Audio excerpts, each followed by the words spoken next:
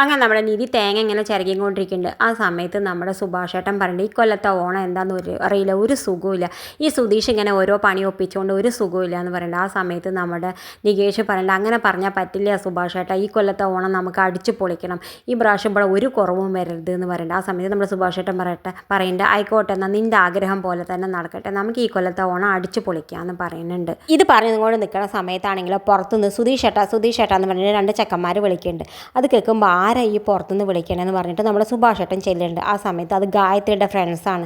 അവർ പറയുന്നുണ്ട് സുഭാഷേട്ടനോട് ഗായത്രി എന്താണെന്നറിയില്ല വാതിൽ അടച്ചിട്ട് ഇരിക്കുകയാണ്, കരഞ്ഞിട്ട് വിഷമിച്ചിരിക്കുകയാണ്, അവൾ എന്ത് പറഞ്ഞാലും വാതിൽ തുറക്കുന്നില്ല, സുധീഷേട്ടനോട് ഒന്ന് വന്ന് സംസാരിക്കാൻ പറയുമോ എന്ന് പറയുന്നത്. ആ സമയത്ത് അത് കേട്ടുകൊണ്ട് നമ്മുടെ സുധീഷും പുറത്തേക്ക് ഇറങ്ങി വരുന്നുണ്ട്. സുധീഷ് ആരാണ്ട് ചെക്കന്മാരോട് പറയണ്ടേ, എടാ നിൻ്റെ ഗായത്രിയോട് ഞാൻ പറഞ്ഞിട്ടില്ലല്ലോ പ്രേമാണെന്ന്, അവളെ ഇഷ്ടമാണെന്നൊന്നും ഞാൻ പറഞ്ഞിട്ടില്ലല്ലോ, അവൾ തെറ്റിദ്ധരിച്ചതിന് ഞാൻ എന്താ ചെയ്യുക, നിങ്ങൾ അവളെ ചതിക്കരുതെന്നൊക്കെ പറഞ്ഞിട്ട് ആ ചെക്കന്മാർ വീണ്ടും നമ്മുടെ സുധീഷിനെ മേക്കെട്ട് കയറുന്നുണ്ട്. ആ സമയത്ത് നമ്മുടെ സുധീഷ് പറയുന്നുണ്ട് ഞാൻ ഒന്നും ചെയ്തിട്ടില്ല, നിങ്ങൾ എന്നൊന്ന് പറഞ്ഞാൽ മനസ്സിലാക്കുക എന്ന് പറയുന്നത്. ഇത് കേട്ടുകൊണ്ട് ഹരീഷ് പറയുന്നുണ്ട് ഗായത്രി റൂമിൻ്റെ ഉള്ളിൽ കടന്നുറങ്ങാവുമെങ്കിൽ നല്ല ഒന്ന് തട്ടി അത് നോക്കൂ, അല്ലാതെ ഈ രണ്ടാഴ്ചയായിട്ടുള്ള ഇവനായിട്ടുള്ള പ്രേമം കൊണ്ട് അവൾ ഒന്നും ചെയ്യാൻ പോകണില്ല എന്ന് പറഞ്ഞിട്ട് ആ രണ്ട് ചെക്കന്മാരെ പറഞ്ഞു വിടുന്നുണ്ട്.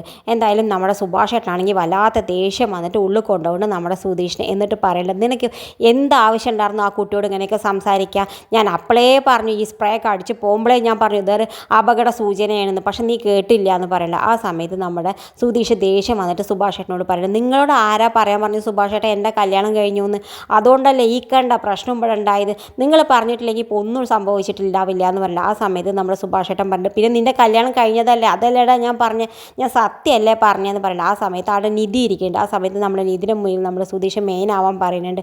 നിങ്ങളൊന്ന് ചോദിച്ചു നോക്കൂ നിധിയോട്, ഇത് ഫേക്ക് കല്യാണം അല്ലേ, അല്ലാതെ ഇത് ഒറിജിനൽ മാരേജ് അല്ലല്ലോ എന്ന് അവളോടൊന്ന് ചോദിച്ചു നോക്കി. നിധി ഞങ്ങളുടെ കല്യാണം ഒറിജിനൽ മാരേജാ പറയുകയാണെങ്കിൽ ഞാൻ അപ്പോൾ പോയിട്ട് ഗായത്രിയോട് സംസാരിച്ചിട്ട് അവളെ പറഞ്ഞ് മനസ്സിലാക്കിക്കോളാം എൻ്റെ കല്യാണം കഴിഞ്ഞതാണെന്ന് ഞാൻ അവളെ പറഞ്ഞ് വിശ്വസിപ്പിച്ചോളാം എന്ന് പറയണ്ട. ആ സമയത്ത് നമ്മളെ നിധി പറയുന്നുണ്ട് സുഭാഷേട്ടന് സുധീഷിൻ്റെ കല്യാണം കഴിഞ്ഞതാണെന്ന് പറയേണ്ട ആവശ്യം ഉണ്ടായിരുന്നില്ല ഗായത്രിയോട്, സുധീഷ് എന്താ ചെയ്തോട്ടേച്ച് വിട്ടാൽ മതിയായിരുന്നു.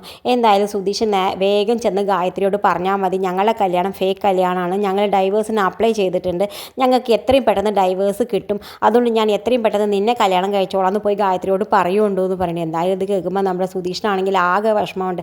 കാരണം അവൻ നിധിയുടെ അടുത്ത് ഇത് പ്രതീക്ഷിച്ചില്ല, നിധി അവന് വേണ്ടിയിട്ട് എന്തും ചെയ്യാൻ തയ്യാറാവുമെന്നാണ് വിചാരിച്ചത്. പക്ഷെ നമ്മുടെ നിധി ഇങ്ങനെ പറഞ്ഞത് കേട്ടിട്ട് നമ്മുടെ സുധീഷിനാണെങ്കിൽ വല്ലാത്ത വിഷമമുണ്ട്.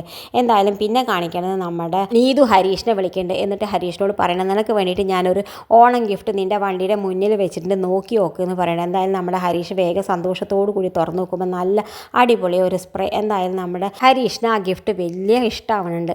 എന്തായാലും നമ്മുടെ ഹരീഷ് സന്തോഷിക്കുന്നുണ്ട്. ഇത് കാണിച്ചും കൊണ്ടാണ് ഇന്നത്തെ പ്രൊമോ അവസാനിക്കുന്നത്.